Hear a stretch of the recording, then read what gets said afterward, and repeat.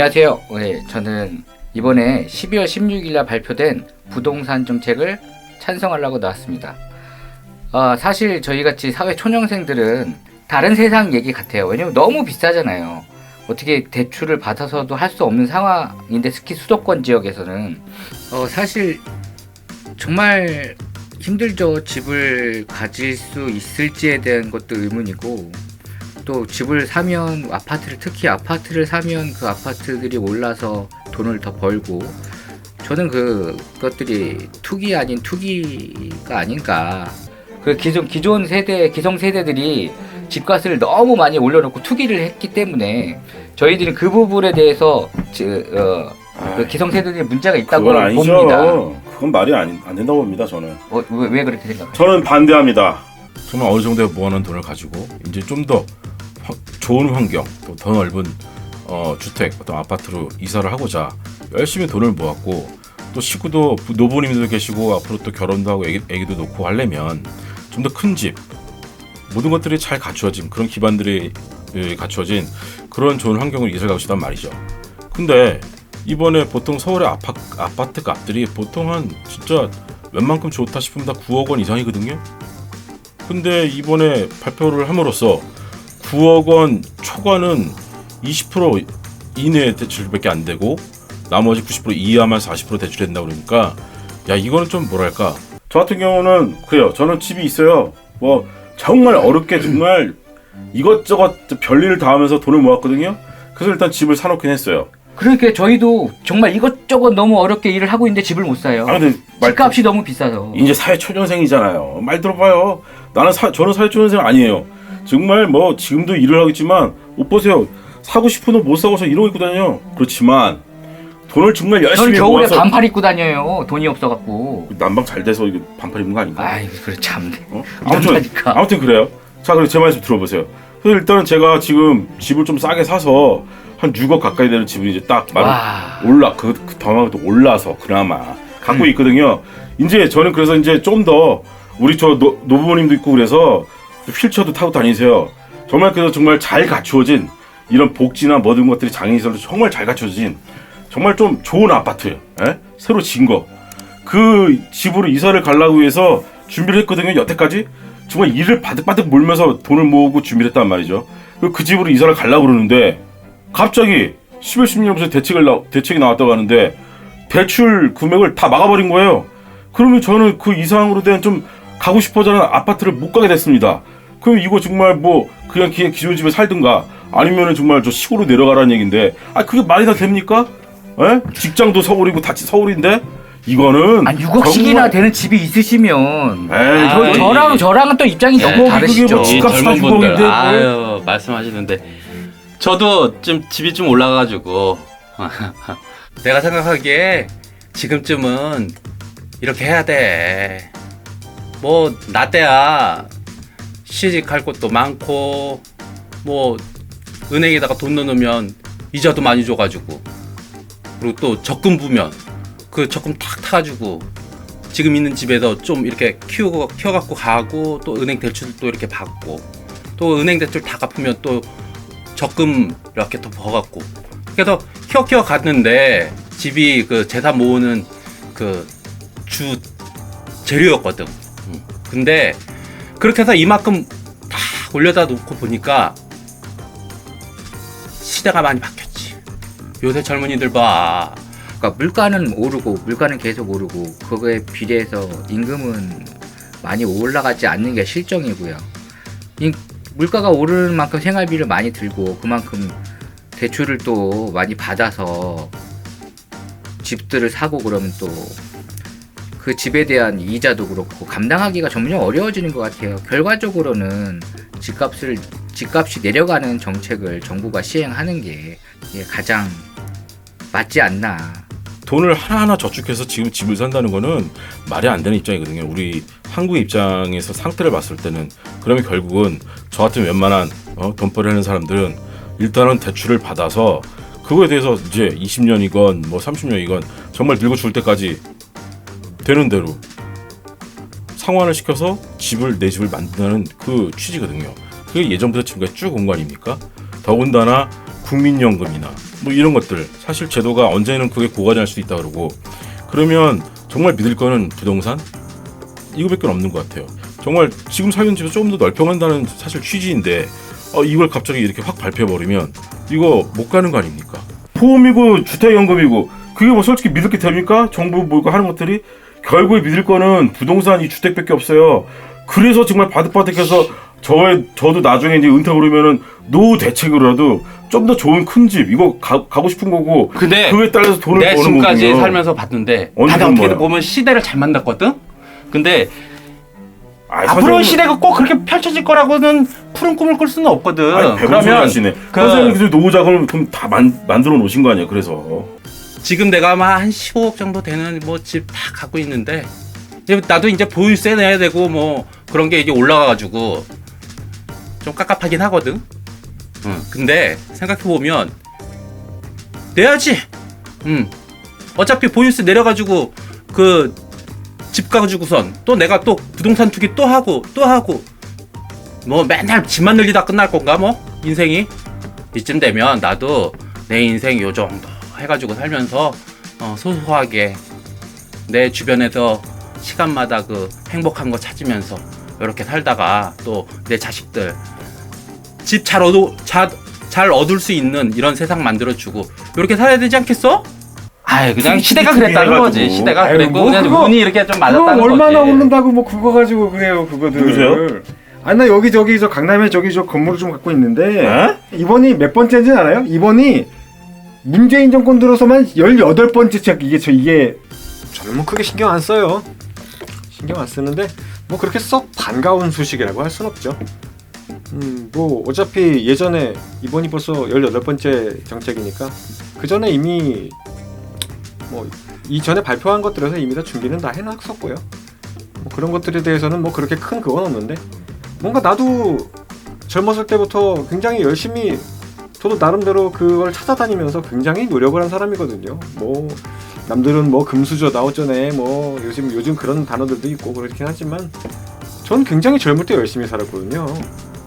그 여러 군데 보러도 다니고 정보를 얻기 위해서 노력도 많이 하고 그리고 임대를 하기 위해서도 제 나름대로 그것들을 굉장히 많이 노력을 한 사람이에요. 뭐 지금 여기서 그것들을 다 밝혀드릴 수는 없겠지만 이런 정책들이 뭐 나라 입장에서는 이해를 하지만 저는 제가 노력을 해서 돈을 벌었는데 나라 입장에서 이걸 계속 가져가려고만 한다는 생각이 드니까 솔직히 달갑다고 좋다고 할 수는 없네요.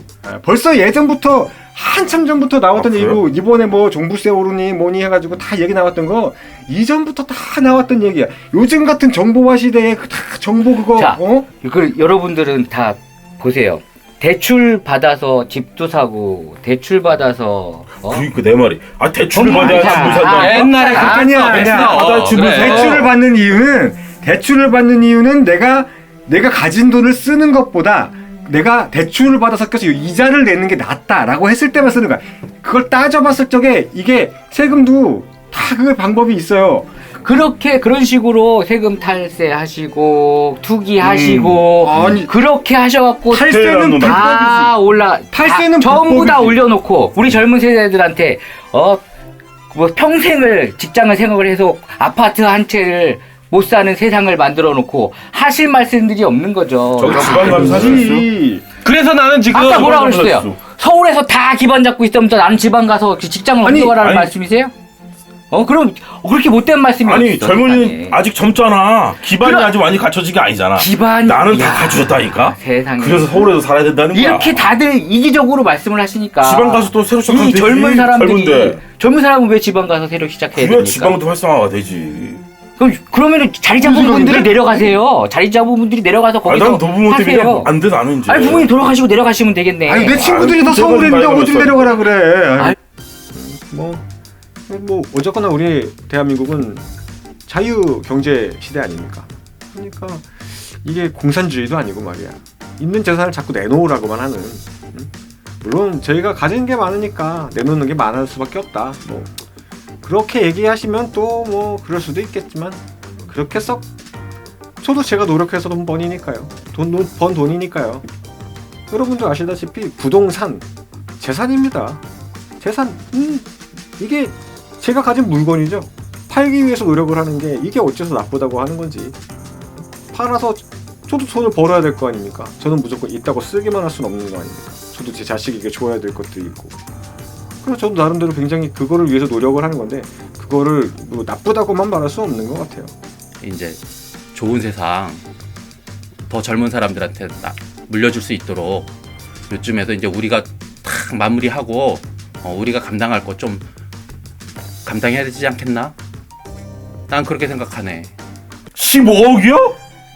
아니, 거봐. 는 얘기를 작년 여보세요, 선생님. 그럼 저희 선생님은 15억이면은 벌 거 다 벌고 다 노후 대책 마련한 거 아니에요? 근데 이제 보유세가 올랐다. 나도 그러고 싶다고요. 근데 이제 맡겼다니까. 뭐 그런 난 것까지 맡겼어 진짜. 아이, 네. 시대가 내가 좀 아니 시대가 이게요. 이렇게 이게 바쁘고. 12월 10일날 그 발표하면서 어떻게 했는지 알아요? 저는 이제 그래서 나 6억 정도 된다고 그랬잖아요.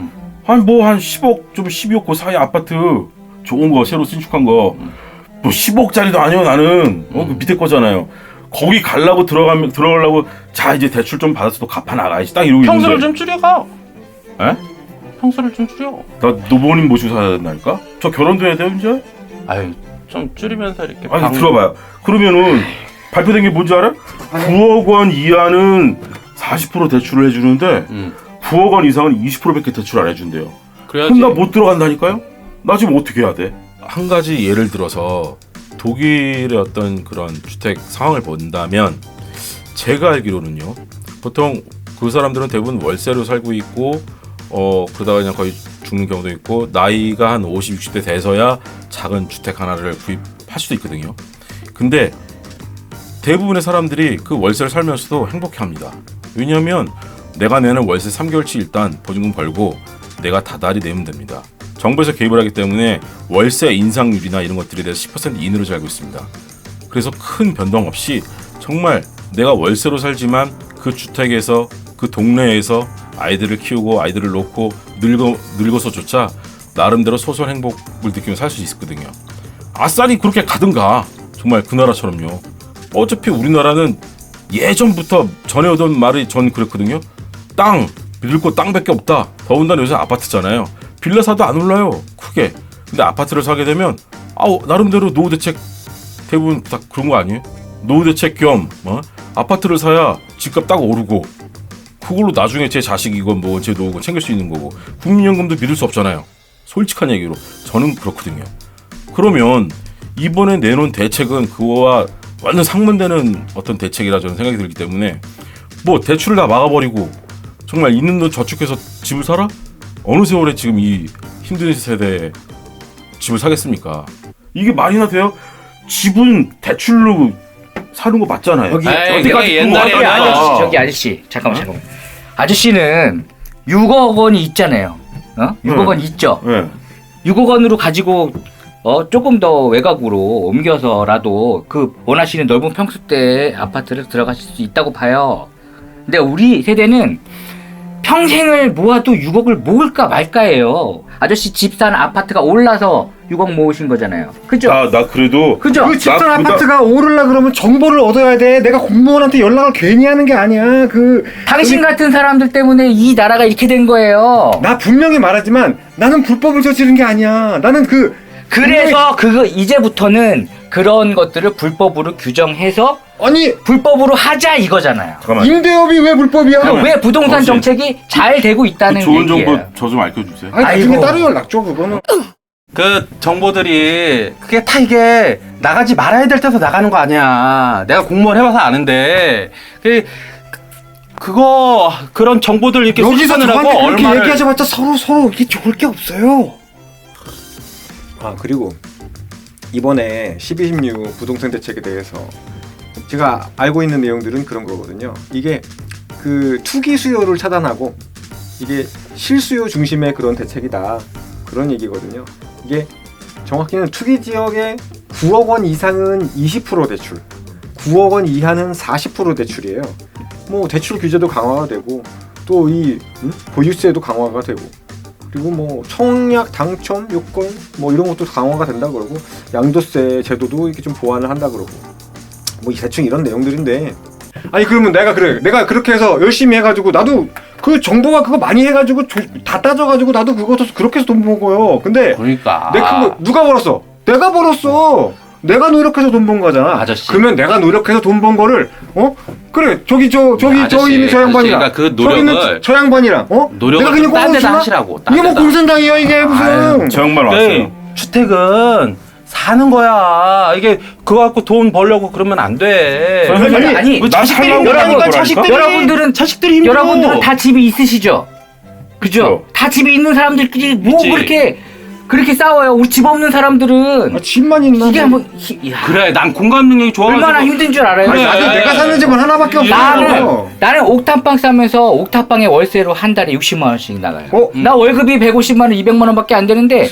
요즘 자, 세상에 물가는 다 올랐고 집값도 다 자, 올랐고 자. 임금은 오르지가 아니, 않는다니까. 얘기 들어봐. 이런 꼰대들이 이 세상에 다 뭐 이렇게 어떻게 많아? 망쳐갖고 있다니까. 한 달에 50만 원 나 같은 사람들 같으니라고. 주거만큼은 다 편안하게 쉬고 살 수 있는 공간으로 만들었으면 하는 바람이 있습니다. 잘했어. 더 해야 돼, 그냥. 아니다.